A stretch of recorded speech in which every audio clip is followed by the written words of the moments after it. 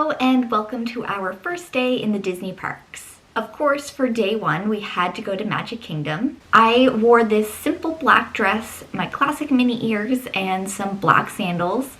It was the perfect, easy, comfortable outfit for a full day in the park. So before we actually went into the park, at 7 a.m. I did get a virtual queue for Tron, and when I went to get it, at about 6:45, I was confirming my party and getting everything set up for when it turned 7 o'clock and I could get that virtual queue.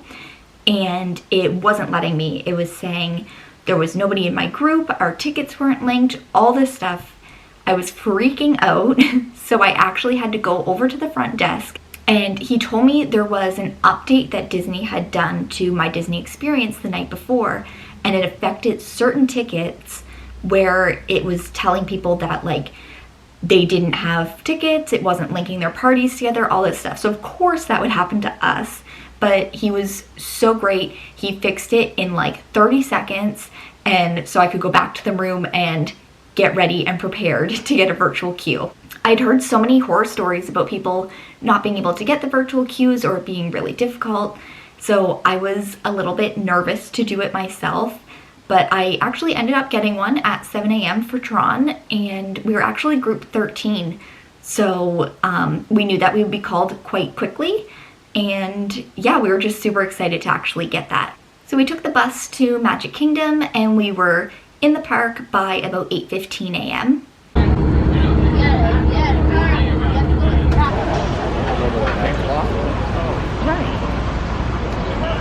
And that same day we again. Hold to breathe. Perfect, thank you.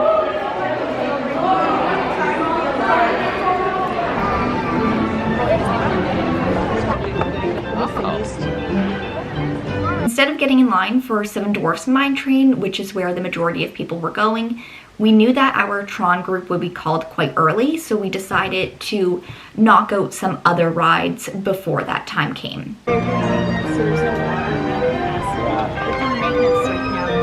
Oh, really?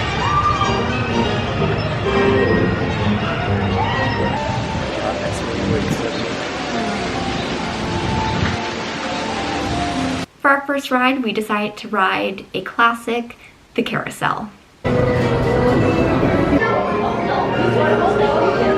A great way to officially start the Disney portion of our vacation.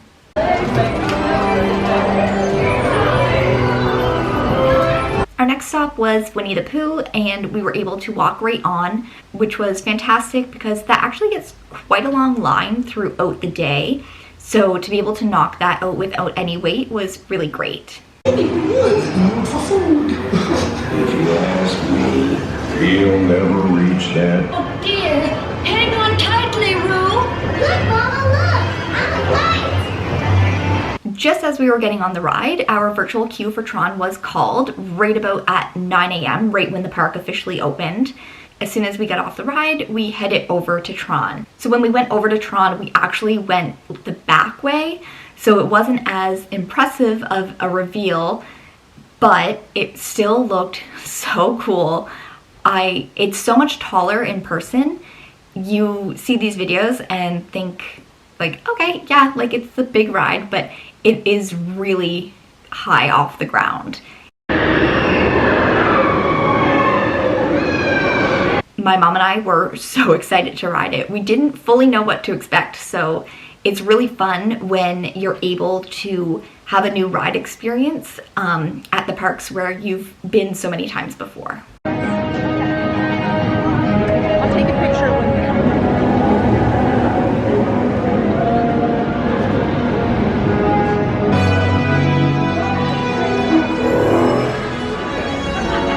You should be free from high blood pressure, heart, back, or you should be free from motion sickness or other conditions that could be aggravated by this experience.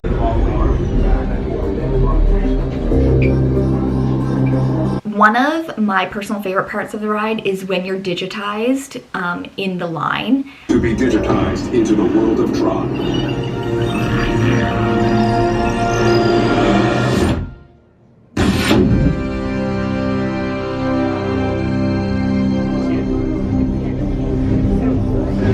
It's such a great reveal. I loved it so much. We waited about 15 minutes in the line because when you get the virtual queue, it's not like you walk right on, but because we were group 13, there weren't many other people being called at the same time, so it wasn't too bad of a wait for us.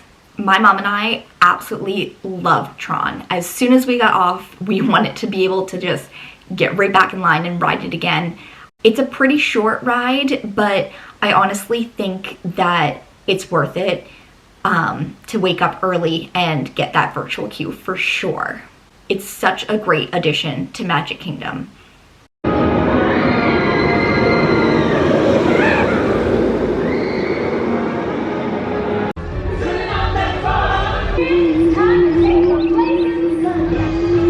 After Tron, we went on the Carousel of Progress, and then we headed over to Adventureland for my mom and Bruce to get the cheeseburger spring rolls. My mom has wanted to try these forever, and she said they were really good and one of the better snack options at Magic Kingdom.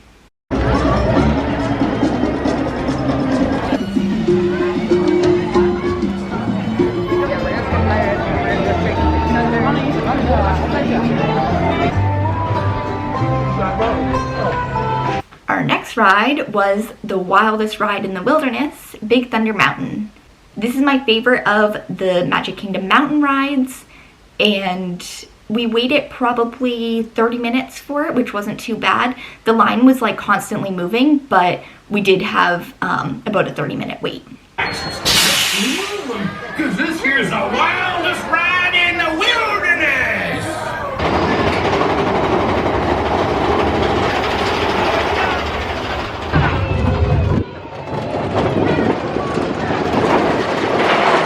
Next, we headed over to Pirates of the Caribbean, which was also a 30-minute wait. Totally worth it in my opinion. It didn't feel like 30 minutes. It was. I timed it like the wait times were accurate, but I just love that ride so much. It's my favorite classic Disney ride, and I would literally ride it like 10 times in a day. I just love it.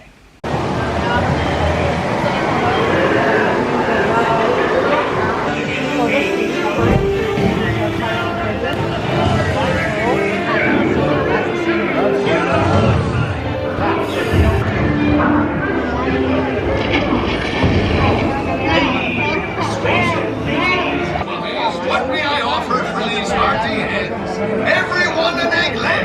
Not less they be laying golden eggs. You'll never find the treasure without a look.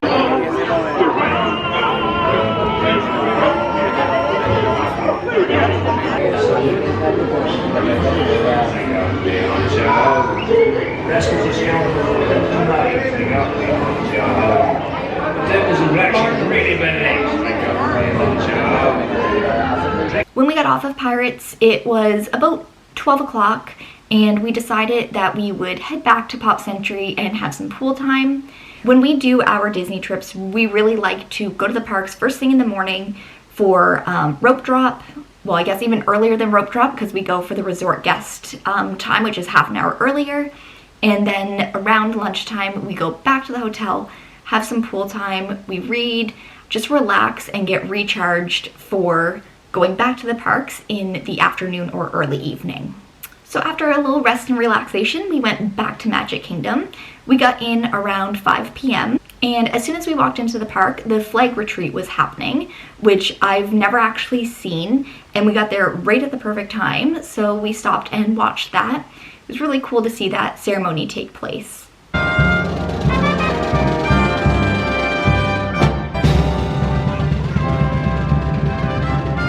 After that finished, we decided to go on the train.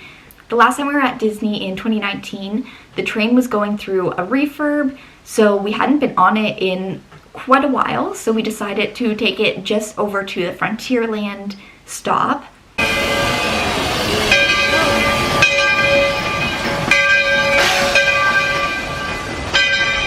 And from there, we got off and of course had to pick up some popcorn, and then we headed over to It's a Small World, which is another classic Disney must-do.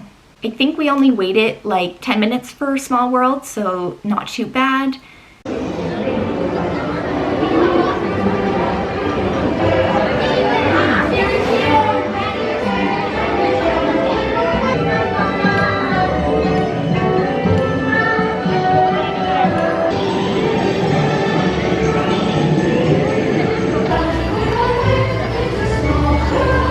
Next, we headed over to Haunted Mansion, which was a 45-minute wait. Normally, I wouldn't wait 45 minutes for Haunted Mansion. I love Haunted Mansion, but 45 minutes is a lot. But we basically were just trying to kill some time and not go to as many things as we could before Happily Ever After. And of course, Haunted Mansion is worth waiting for, obviously.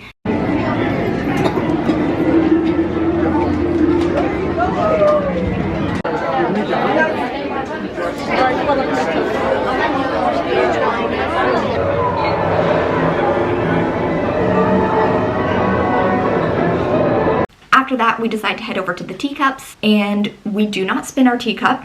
We clamp down on the wheel so it cannot go fast at all. You're already spinning. We don't want to spin more. It's a whole thing. But I still love the teacups, and you have to ride them even if you're going to hold on for dear life and not let it rotate as much as it could.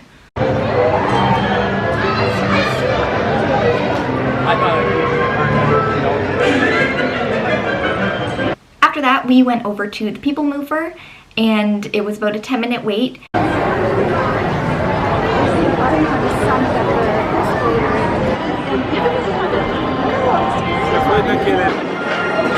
Greetings, intergalactic travelers. Welcome aboard the People Mover, presented by Enterprise. I'm Borak 5, your guide aboard this highway in the sky. For your safety, if you have wings, jetpacks, or gravity polarizers.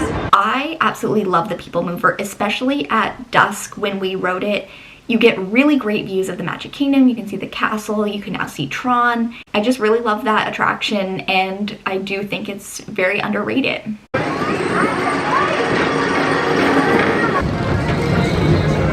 To your right is the Astro Orbiter, our celestial symbol of interplanetary harmony and fellowship.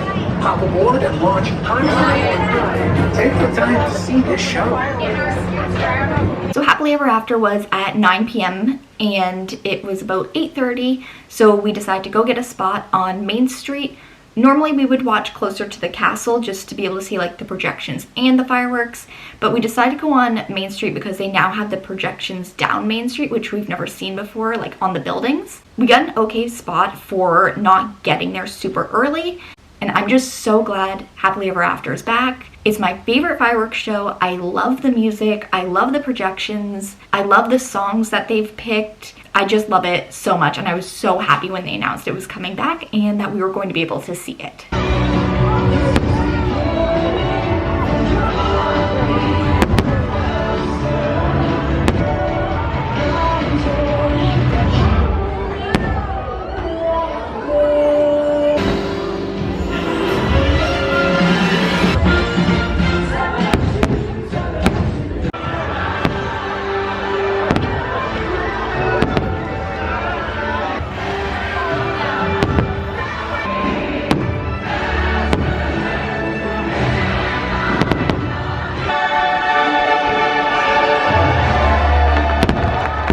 I could literally watch Happily Ever After every single night, and when I'm home, I watch it on YouTube a lot.